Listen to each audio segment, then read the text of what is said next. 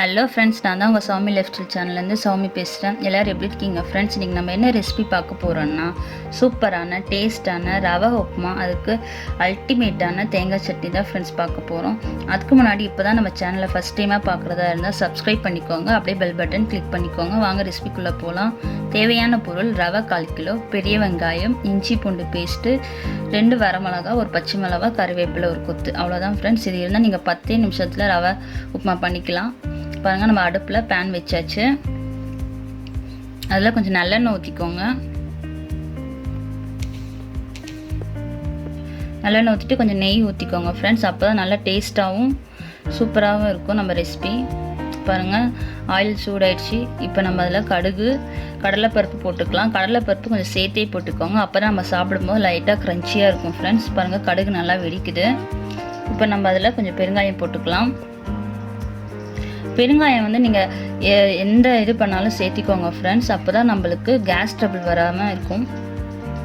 பெருங்காயம் உடம்புக்கு நல்லது. பாருங்கள், நம்ம எடுத்து வச்சுருக்க பெரிய வெங்காயம், இஞ்சி பூண்டு பேஸ்ட்டு, கருவேப்பிலை, பச்சை மிளகாய் எல்லாம் ஒட்டுக்காவே போட்டு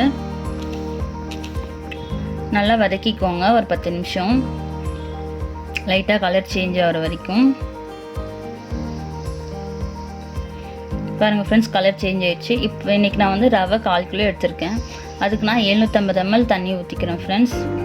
இதே மாதிரி தான் ஃப்ரெண்ட்ஸ் கோதுமை உப்புமாவும், ஆனால் இது கொஞ்சம் கொதிக்க வைக்கணும். அது நான் இன்னொரு வீடியோவில் உங்களுக்கு நான் போடுறேன்.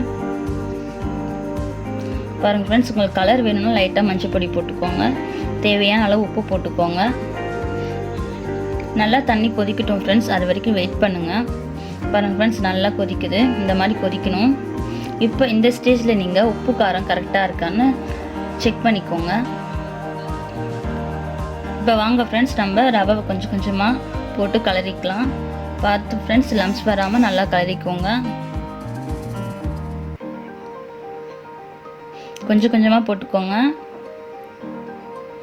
லம்ஸ் வராமல் நல்லா கலரி விட்டுக்கோங்க. பாருங்கள் ஃப்ரெண்ட்ஸ், இந்த மாதிரி ஒரு 10 நிமிஷம் நல்லா கலரி விட்டிங்கன்னா நல்லா ரவை வெந்து வந்துடும். பாருங்கள்,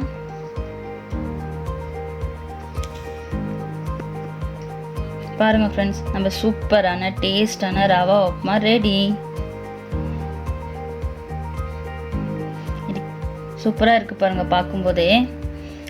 வாங்க ஃப்ரெண்ட்ஸ், இப்போ நம்ம தேங்காய் சட்னி பார்க்கலாம். தேவையான பொருள்: தேங்காய், பொட்டுக்கடலை, பச்சை மிளகாய், இஞ்சி பூண்டு, தேவையான அளவு உப்பு போட்டு நல்லா மிக்சியில் அரைச்சிக்கோங்க.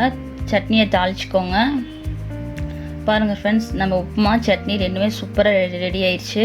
இது நீங்கள் டின்னருக்கும் பண்ணிக்கலாம், பிரேக்ஃபாஸ்ட்டும் பண்ணிக்கலாம் ஃப்ரெண்ட்ஸ்.